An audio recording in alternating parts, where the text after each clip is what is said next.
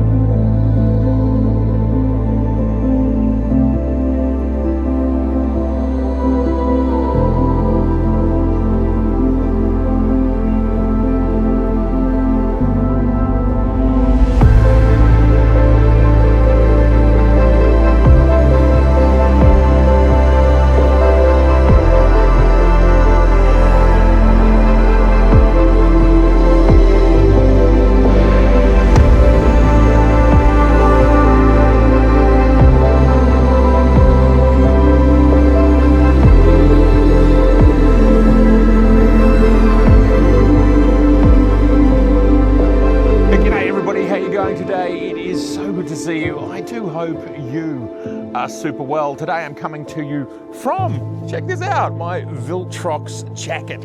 Yes, they sent me this jacket at the end of last year to say thanks for all the reviews, but it absolutely has no impact on what I say about this lens right here or any other review I do for Viltrox.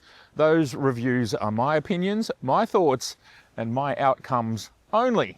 Now, this episode, not only are we shooting it in the Viltrox Jacket, we are also using the Z6 III with the 35mm 1.2, along with, yes indeedy, we've got the DJI Mic Mini. All here, a light package, absolutely fantastic to be shooting out in the field. Alrighty, but this video is not about any of that. It's about this right here. And this is the Viltrox 25mm 1.7 for APS-C.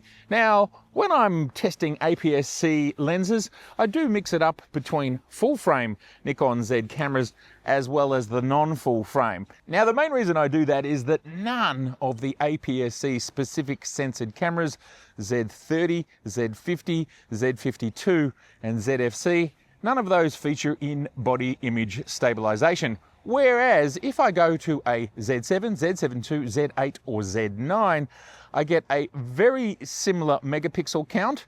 It's just shy of 20, but what I do get with the Z8 is I do get in-body image stabilization. In this video, we'll be having a little bit of a mix of shooting with stabilized bodies, that is the Z8 in this particular case, as well as an APS-C camera. When it comes to this lens, I think we need to start with the value proposition because it is such a good value. It starts at 179 USD, excluding taxes, or in Australia, I've seen it for $289, including taxes. Now, if you remove our 10% tax, that would be taking roughly $30 off, and then it's 250 Australian dollars versus 180 US dollars. And well, that sounds about right when you take into account the differences in how our currencies trade. This is a very affordable lens. It is usable by everybody, for anybody, from amateurs and people just starting out all the way up to professionals. But of course, for those just starting out, this is a perfect way to get yourself essentially a lens that is similar to a 40mm lens. The field of view equivalence for 35mm for this lens is actually 38mm.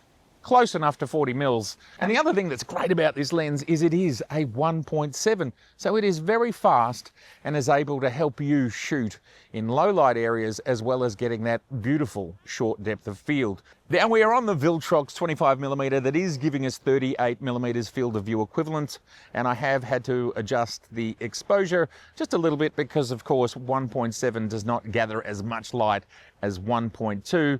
And as you can see, the frame will be ever so slightly narrower. I think I'm standing roughly in the same spot. We'll be able to tell from the trees where I'm at. But there you go. This is what this looks like as a vlogging lens, which you could use this as a vlogging lens.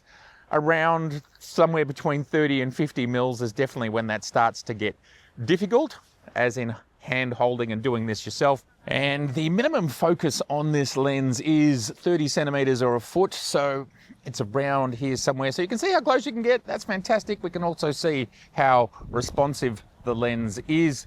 Eye detect is going. I can see it's chasing my eye quite successfully. And well, you're getting a better look than I am right now because I'm busy looking at you.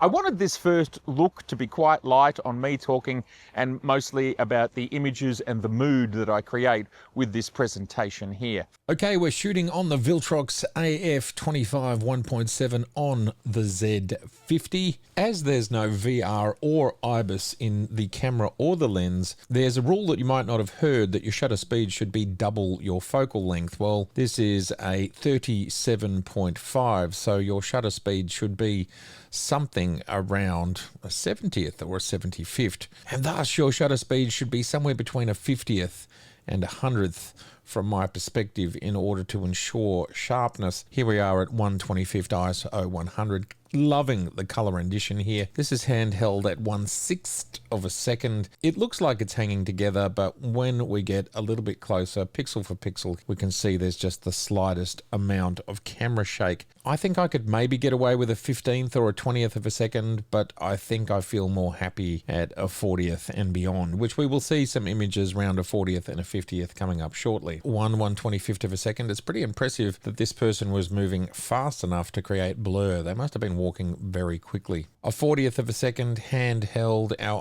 ISO is at 1600. So this was a pretty dark image. We can see a little bit of the noise starting to appear in this file. The books, pixel for pixel. This is showing how this lens is quite sharp all the way to the edge at 1.7. The Z50 is pretty good at these higher ISOs. I have no problem shooting it at 3200 and maybe 6400. At normal viewing distances, looks great. Another 1600 ISO image. This time we are at 1/250th. No chance of camera shake here, pixel for pixel. I just love this image of the lady running the garbage truck in her pink safety vest. Short depth of field, 1.7. Focus is here on the stool at the front. This is handheld 1/50th of a second. We can easily see the fall off at the back there. This is ISO 800, and noise is not really an issue. No problem at all. I've done no noise reduction. If you wanted to, you could. Doesn't change things that much. I think this is a great result handheld at night. ISO 800, 1/50th f 1.7. I just like this for the color.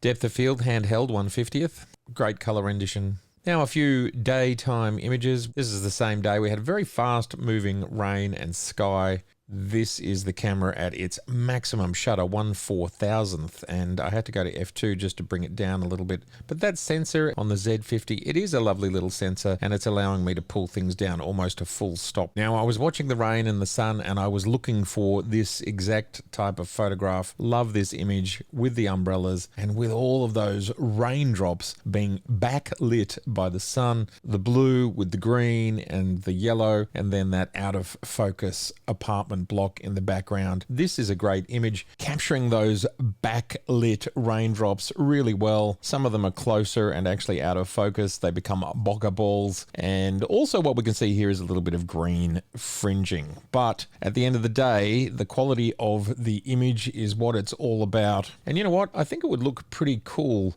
in black and white as well. I always find you can throw a little bit more light at black and whites, plus a little bit more contrast. And yeah, that works either way. If you want those people to be anonymous, you can. I'd probably create a mask all the way through here so it doesn't stand out very much. Something like this. You press M to make it appear. Here in Capture One, you can fill that mask. If we go to the mask over here and then you right click and you fill the mask and it does it for you, then we can make it disappear and we can just bring the exposure down a little bit as people become less distracting. And that's just a choice, but that's just a quick way you can do it. Bring up the contrast a little bit. And then this is all about those beautiful raindrops. It's your choice. You can go here or you can go here. Let me know in the comments below which is your favorite, or is it somewhere in between the two? This image looking straight into the sun, and we can see here the lens flare, which I quite like. I think the lens is handling that really well. We can see a little bit of purple fringing here, and that helps us a little bit. Pixel for pixel. Love the fall off in the background. It's lovely and soft. That's just a beautiful fall off. Remember, this is from APS-C and it's still giving us that result. This tree was probably somewhere between 1 to 2 meters, 3 to 6 feet from me. The background's soft, and love the colors. The color rendition is really accurate. Bit of a street still life moment. I just like what's going on here with all the different people and the light and the colors. I just think this is so funny. Your dog is a liar. The bokeh in the middle here is quite round, and we get to the edges and, well, that's just becoming smeary and weird, and I love it. A great sunset, and I was desperately trying to get any of it or some of it from the location that I was in,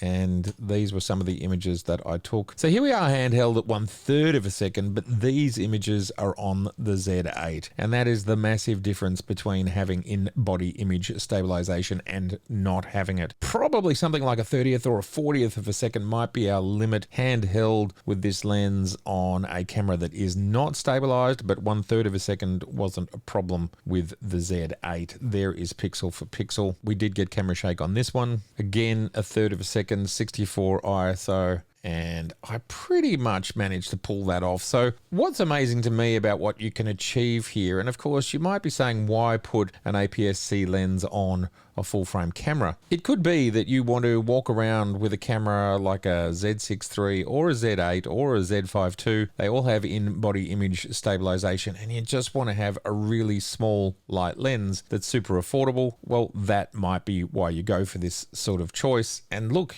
you can still get these outstanding sorts of images. Close-up focus, as we've talked about, and we can see a little bit of green and purple fringing, plus you get a sense of the background bokeh. This thing looks lovely out of focus. It looks terrible in focus, so we're just going to keep it like that. Well, this is part of the Air range of Viltrox lenses, which means air. It's light. Not only is it physically light at 180 grams, but it's light on controls. There are no switches, there are no buttons, we just have one control here, which of course is for your focus. Viltrox have got the right level of resistance from my perspective for this focus ring. We do have a removable lens hood, and as you can see, it'd make it a very tiny package, and if we were on a Z50, it would be even tinier. And yes, that filter thread on the front there, it's got an anti-fouling coating on the front to help repel water, but of course it's not at the same weather resistance as more expensive lenses. And of course on the back here we do have a USB-C port. Now, in case I haven't mentioned it already, this is full AF, full EXIF data, full aperture control. This is a fully electronic lens. It is an all composite or plastic build, but yes, it does have a metal mount. But ultimately, I want the pictures to do the talking, but what I can tell you is, at this price point, for the use case that it's aimed at, now it's either aimed at people who are beginners or perhaps people who want to travel super light. In both of those use cases, this lens is going to be fantastic. It's pretty close to a nifty 50 for APS-C, pretty close, almost 40 mils. It gets you that great light gathering at 1.7, that large aperture. And then for beginners who are shooting on APS-C, it gives you a whole lot of options. Of course, when you're on a Z6 III, you can still shoot 4K, which you saw just before. And when you're on APS-C, you can still get 4K video because they all do that at APS-C. For a closer look at the specs, just pause, and here we have the MTF chart for your viewing pleasure, and this is the construction of the lens. There's a lot going on for something at this price point. All right, everybody, well, I'd love to know your thoughts in the comments below. What do you think of the Viltrox Air 25mm 1.7? I like it. I like it for the price. It's not going to break any records. It's not going to win any prizes. But for this price point, awesome.